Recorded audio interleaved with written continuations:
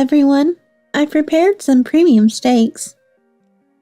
As my husband Paul and I take our designated seats, our son's wife Linda brings in the steaks. She sets the plates in front of everyone but me, then sits down and starts pouring drinks. No need to label the steaks as premium. I'm pondering this when our son Brian notices my plate is missing and nudges Linda. Where's Susan's portion? Well, it's a family gathering today, right? Susan isn't really family, is she? I felt a jolt, like a blow to the head, but Brian and Paul almost immediately reprimand Linda. Their yelling was so loud, I worried it would wake the sleeping grandchild. No, it's okay. I'm not that hungry, I said, calming down an angry Brian and Paul. Linda, unapologetic, sips her tea and takes a big bite of her steak, looking content. This is delicious. How does it taste to you, Susan? Oh, I forgot. You're not real family, so we didn't prepare any for you. Sorry. Brian looks at Linda like he's eaten something bitter. True, I'm not Brian's biological mother. Brian is indeed the stepson from my marriage to Paul. I even insisted Brian call me Susan, not Mom. So maybe I'm not really family. But what about you, Linda? Are you truly family to Brian and our grandchild? I excuse myself to the bathroom, step out of the living room, and make a call.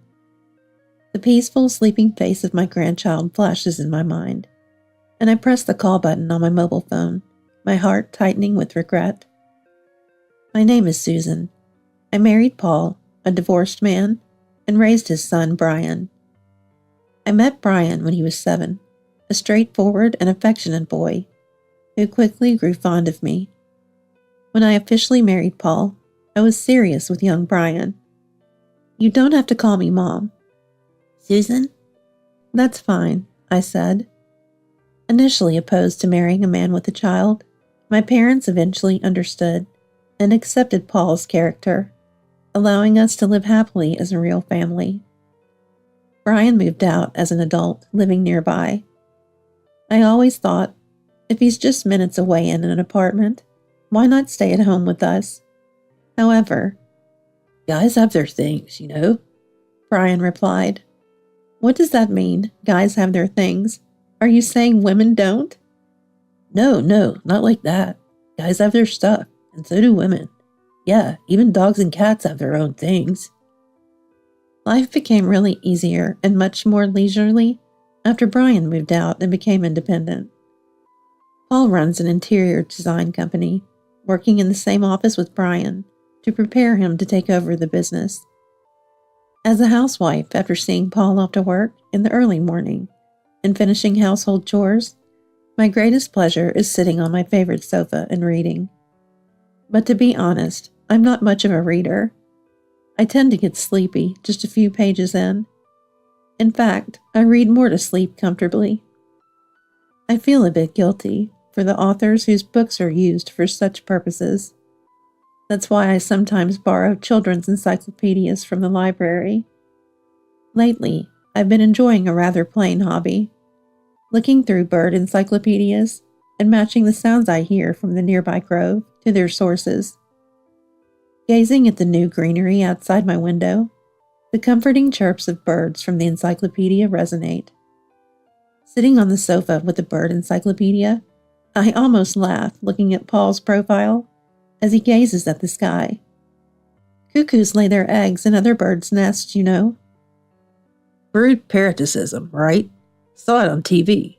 Crazy how they grow faster than the real chicks and kick them out of the nest. It's indeed a remarkable instinct. The reason why cuckoos resort to this method isn't clear, but there must be a need for it. The thought that such a strategy is the best way to endure the survival of one's beloved offspring makes me feel terribly sad and lonely. Paul crossed his arms and made a deliberately puzzled face. But it's a bit sneaky, right? Laying eggs and then leaving the rearing to others? I chuckled softly, closing the bird encyclopedia in my hands. I revel in the trivial knowledge alone, quietly closing my heavy eyelids. These days continued for years, and Brian turned 30. Brian has someone he wants you to meet, my husband told me. On the next day off, Brian brought over Linda, a woman 3 years his senior, whom he called his fiancée. I was excited that day. It felt like something fun was about to begin. I looked out the window from the air-conditioned room. The strong sunlight might be making the nearby greenery scream. On that very hot Sunday in midsummer, Linda brought high-end sweets from a well-known store in a fancy paper bag as a gift. She silently handed it to me as soon as we met. I smiled, thinking she might be nervous. "Thank you. Make yourself at home," Linda replied curtly. "Thanks," while maintaining a distant attitude. Paul, excited to have his son's first girlfriend over, was relentlessly walking around the room. He came to the kitchen for no reason, circling behind me. As I put the kettle on and started making coffee for everyone, "Where are these beans from?" he asked with a puzzled face. "Overseas," I replied. I set the mugs of coffee in front of Brian and Linda, who were reading magazines in the living room, and we all faced each other. Brian, stroking our cat that had snuggled up to his feet, took a sip from his mug. Linda did the same. "She's Linda. Dad knows, but we work together." "Oh, I see. So I'm the only one meeting her for the first time," I said with a smile. Watching Linda's behavior, I wondered if I had done something wrong. She had been looking bored, glancing upwards and occasionally taking out her mobile phone restless. This was our first meeting, yet she remained silent, not introducing herself. Paul, sensing my thoughts, nervously prefaced, "Actually, Susan," before revealing, "Brian consulted me in advance."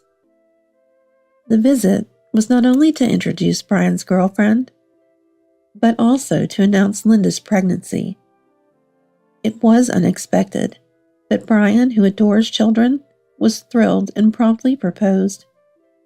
The plan was to meet each other's parents as soon as possible. "I honestly wasn't thinking about marriage yet, so I'm kind of wondering what's going to happen now," Linda said, as if it was someone else's concern. I tilted my head, puzzled by her detached way of speaking. Maybe the pregnancy was unintended. Linda, still young, might lack awareness.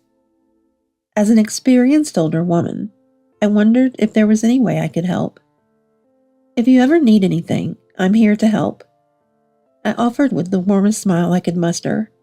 Linda glanced at me, then looked out the window with a tired expression and sighed softly. "You kind of sound sanctimonious." "Hey, Linda." "What? You got a problem with that?" "I don't want to get married. I'm only doing this because Brian insists." Brian dropped his shoulders, apologizing to me with his eyes. Paul, too, shrugged and looked down. I couldn't help thinking what a challenging fiancée Linda was. Her strong-willed nature was evident, but it seemed more about her asserting control in the marriage than mere assertiveness.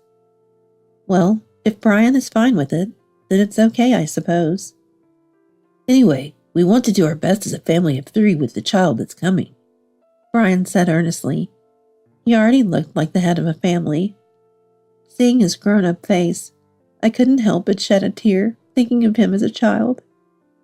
Linda, noticing this, muttered, "Seems fake." But everyone pretended not to hear. Brian tried to introduce Linda again, but she profoundly started telling her own story.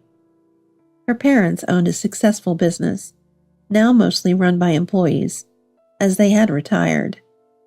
From childhood, Linda had experienced typical lessons like piano, swimming, and art, as well as more fluent activities like violin and horseback riding. She boasted about her excellent grades and graduation from a well-known national university. "Which university did you graduate from, Susan?" Linda asked with a sly smile. From her expression, I sensed she already knew from Brian that I hadn't attended college.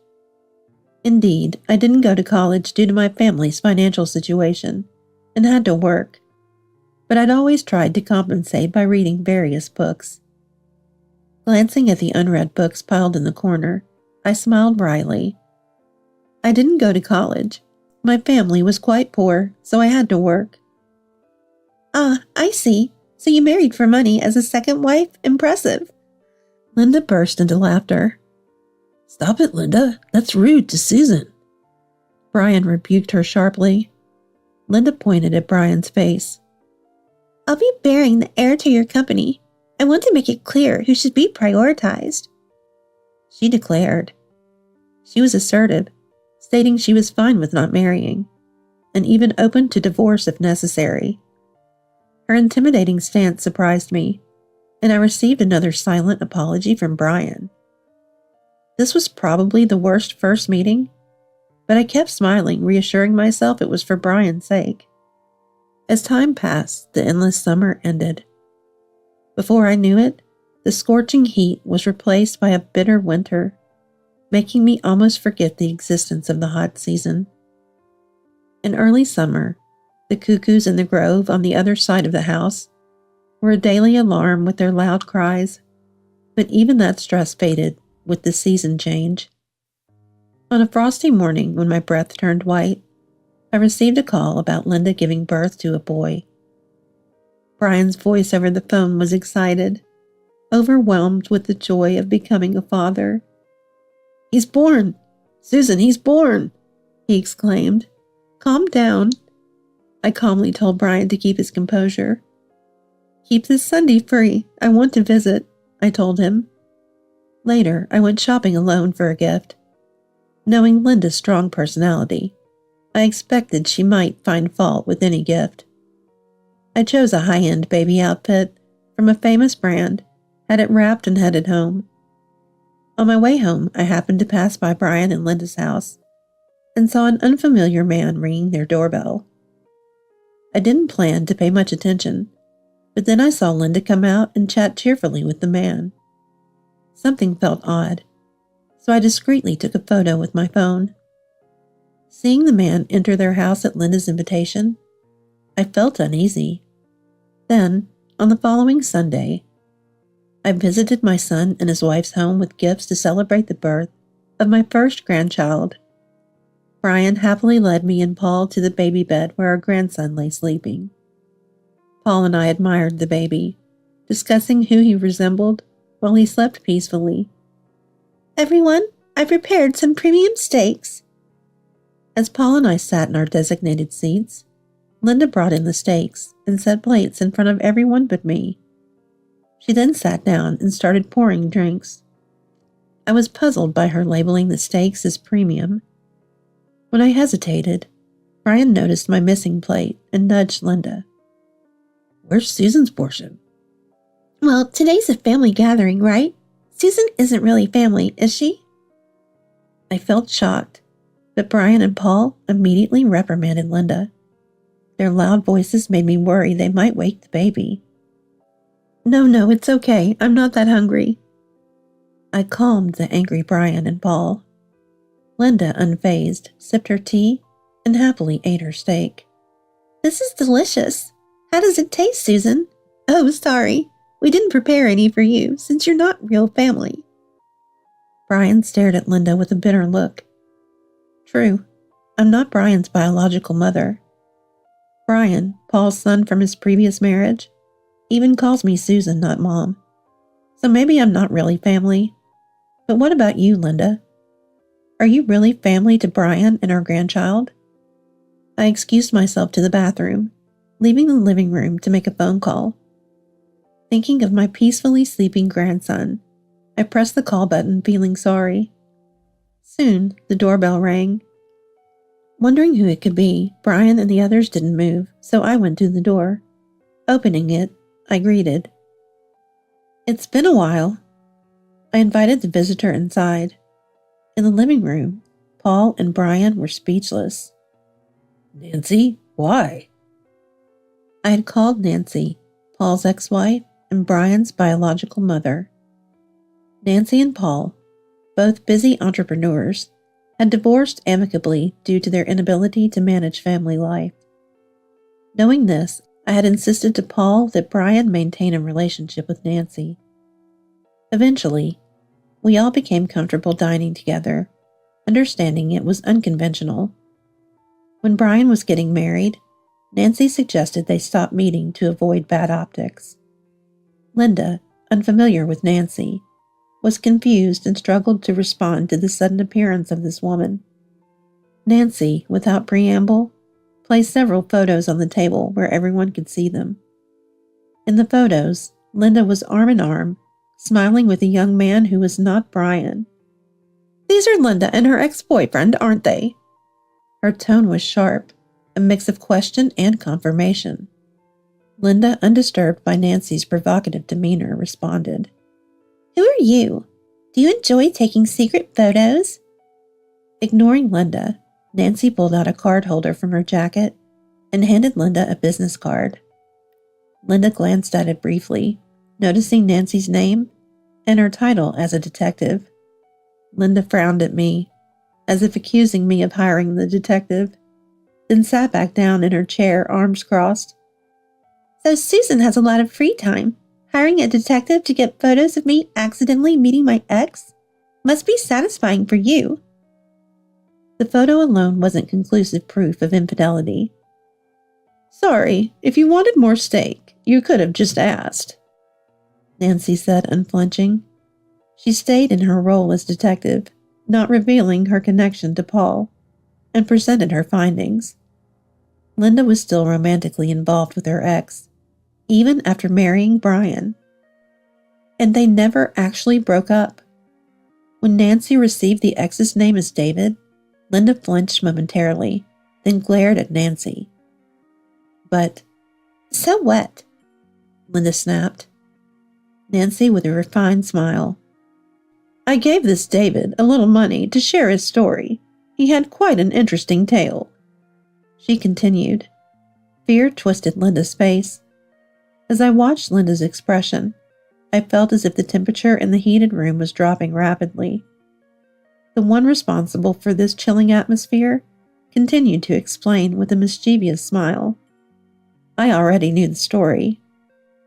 David, having been paid, claimed he was the biological father of Linda and Brian's child. Linda, upon hearing this, immediately denied it, crumpling the photo of her and David and throwing it. "I admit I dated David, but paying him to slander me? That's defamation. The newborn is truly yours and Brian's child, right? You're the worst, Susan.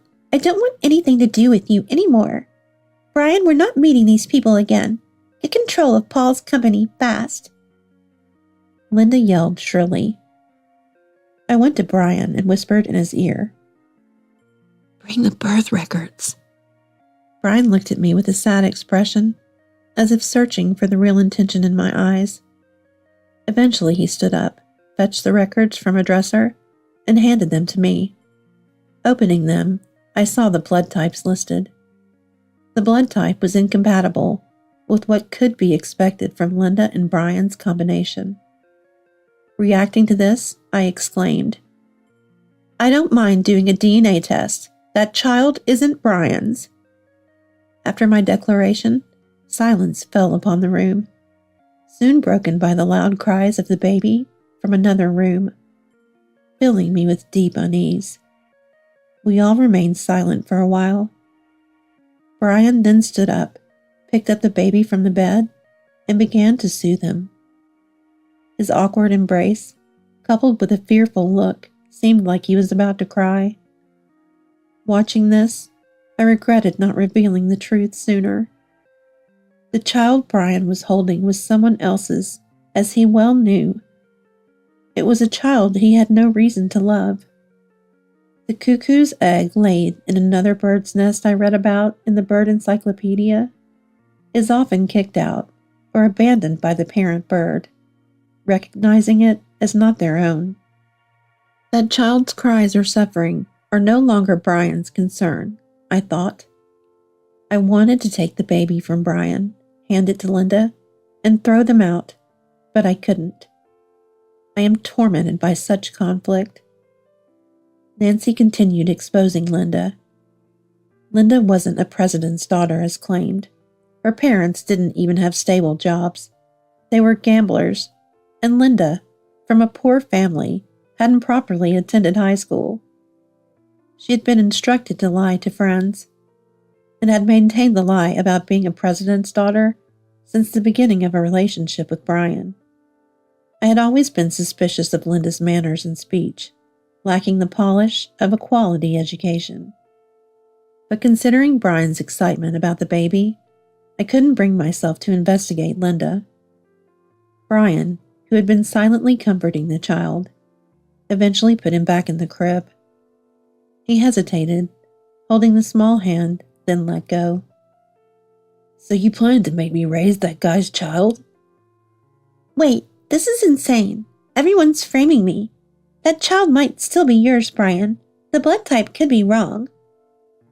Linda's frantic response suggested the possibility of the child being her ex's.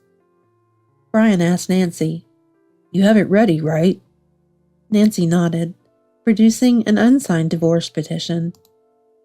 Linda, realizing the seriousness, desperately clung to Brian's feet. But Brian slammed the divorce papers on the table. "We're getting divorced right now, and I'll make sure to claim alimony." I felt no sympathy for Linda, who continued to cry and apologize. She intended to make Brian raise another man's child while continuing her affair.